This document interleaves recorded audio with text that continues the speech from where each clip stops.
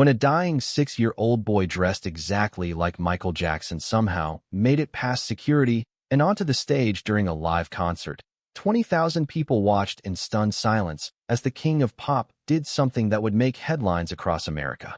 What happened next wasn't just a moment of kindness. It was a gesture so powerful that it left grown men in tears and changed how the world saw Michael Jackson forever. But what did Michael whisper to that little boy that made him smile so big? And why did this single moment become the one thing people remembered most about the entire tour?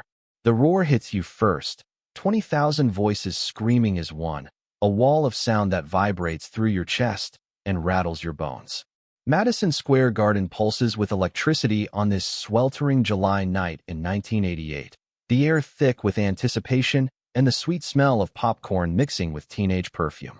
Every seat is filled, every aisle packed with bodies straining to catch a glimpse of the stage shrouded in darkness. Outside, scalpers are getting $500 for nosebleed seats, and inside, grown men weep openly at the mere thought of witnessing greatness. Then the lights explode. Michael Jackson emerges through a cloud of smoke like a specter materializing from another world, his signature hat positioned perfectly, his iconic costume catching the strobes and throwing fractured rainbows across the arena.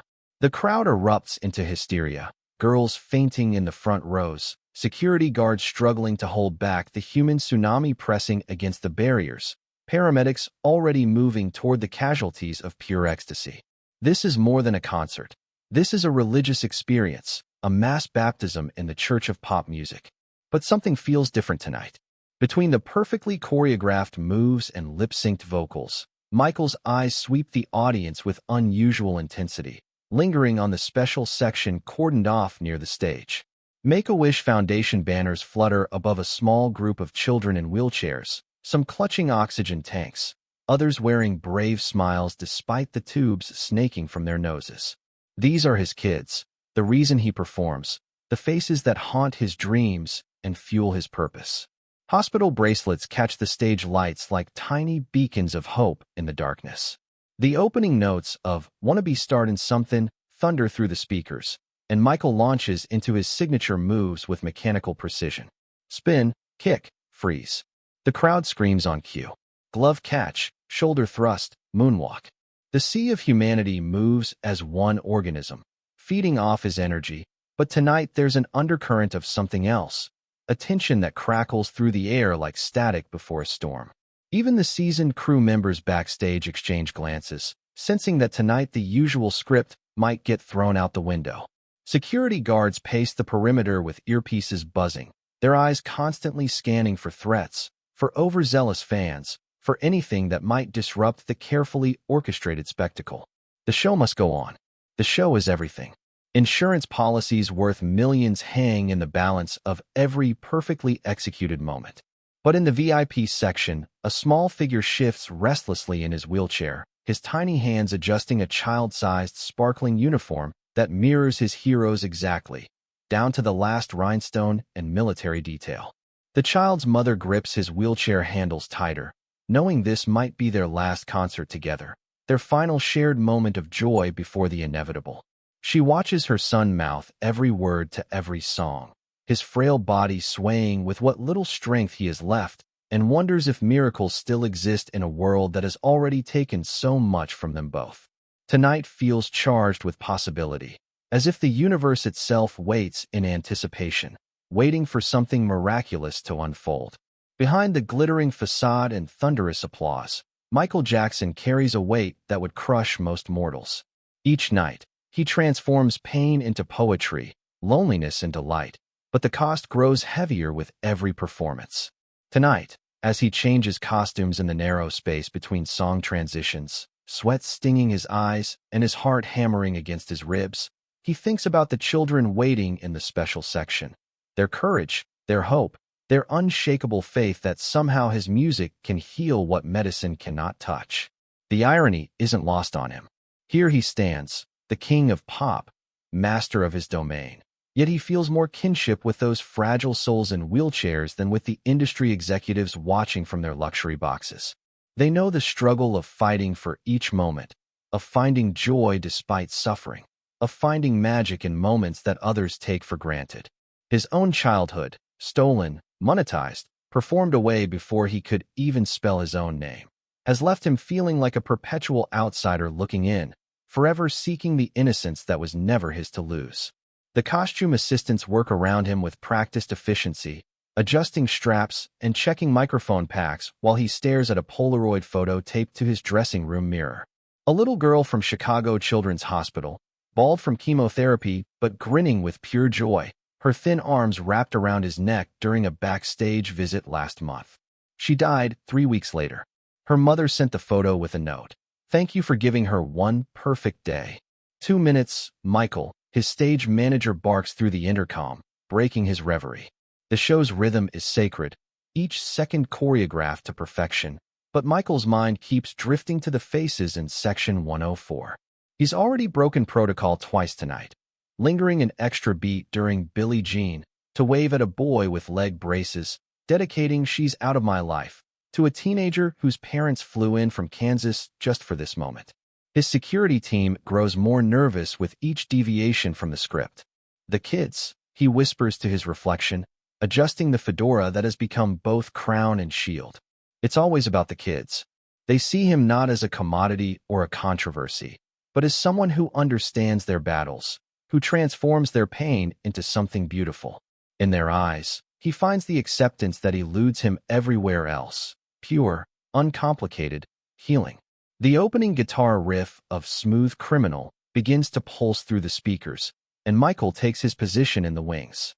Through a gap in the curtains, he can see the Make-A-Wish section clearly now, can make out individual faces lit by the stage glow. One child catches his attention, a boy no older than 6, dressed in a perfect miniature replica of his own costume, complete with sequin jacket and tilted fedora. The child's mother holds him close, both of them singing along to every word, lost in the moment. Something shifts in Michael's chest, a recognition he can't name but feels in his bones. Tonight isn't just another show. Tonight feels like destiny calling, like destiny orchestrating something that will endure long after the last note fades and the arena empties into the New York night. The opening synth line of "Smooth Criminal" cuts through the arena like a blade, and Michael glides on a center stage with that otherworldly grace that defies physics and logic. The crowd responds instantly, bodies swaying to the hypnotic rhythm. But tonight something feels electric in the air, charged with possibility. Michael hits his mark, adjusts his fedora with that signature flick of the wrist, and begins the intricate choreography that has become legend: lean, spin, kick, freeze. But his eyes keep drifting to section 104, where a small figure in his signature outfit mirrors every move from his wheelchair. The boy's little hands trace Michael's gestures with startling precision, his mouth forming each word of the song with devoted concentration. Even from this distance, Michael can see the determination burning in those young eyes, the fierce joy that radiates from his frail frame despite the oxygen tube snaking across his cheek. "Annie, are you okay?" Michael sings, his voice carrying across the sea of upturned faces, but he's watching that one child, feeling an inexplicable pull toward the special section. The boy's mother notices Michael's attention and lifts her son slightly, helping him wave with trembling hands. The gesture is so pure, so heartbreaking in its simple hope, that Michael nearly misses his next mark. Then it happens. During the bridge, as the music builds to its crescendo and security guards patrol their usual routes, the boy suddenly pushes away from his mother's grasp. With strength that seems impossible for his condition, he grips the arms of his wheelchair and pulls himself upright, his legs shaking but somehow supporting his weight. His mother reaches for him, panic flashing across her face, but the boy is already moving, his trademark fedora sitting at the familiar slant as he stumbles toward the stage barrier. "Ma'am, please control your son," a security guard starts to say, but stops mid-sentence when he sees the child's costume, the heartbreaking perfection of every detail down to the single white glove clutched in his little fist. The boy's eyes never leave Michael, never waver from his target, as if pulled by some invisible string connecting their souls across the impossible distance. The crowd begins to notice. Whispers ripple outward like stones thrown into still water. Phones start recording. The energy in the arena shifts palpably as 20,000 people realize they're witnessing something unscripted, something real breaking through the carefully constructed illusion of the show. Michael feels it too. That moment when the universe freezes in anticipation, when destiny announces itself with quiet certainty. The boy has somehow made it past the first barrier. Security guards frozen in indecision as they watch this frail child navigate the chaos with supernatural determination. His mother is crying now, reaching after him but unable to abandon her wheelchair to follow, torn between protecting her son and letting him chase his impossible dream.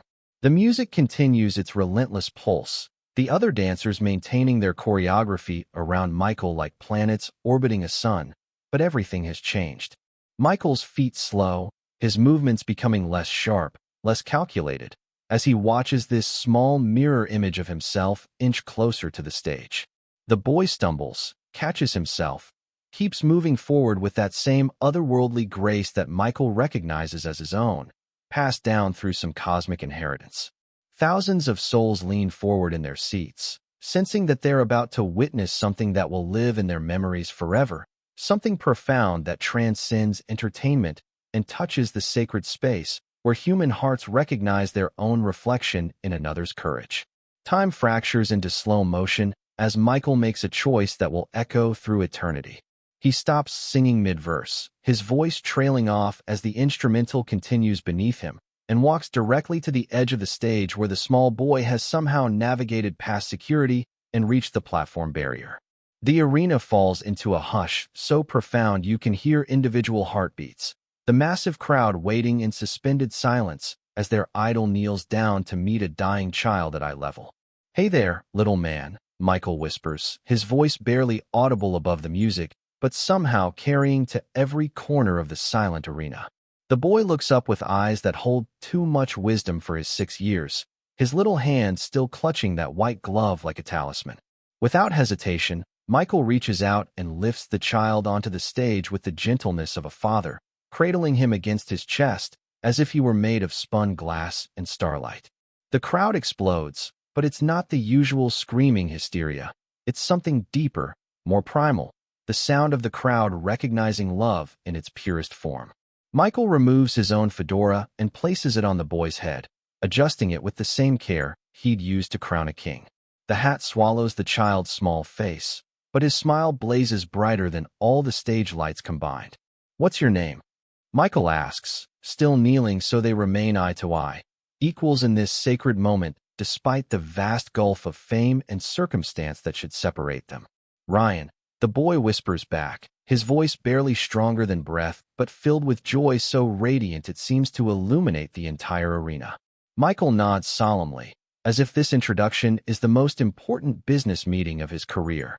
"Well, Ryan," Michael says, taking the boy's hand in his own gloved one. "Would you like to dance with me?" He doesn't wait for an answer. The tears streaming down Ryan's face are response enough. Michael begins to sway gently, still holding the child, moving to the rhythm of Smooth Criminal, with none of his usual sharp choreography, just pure, simple movement that speaks of comfort and connection and the universal language of music that needs no translation.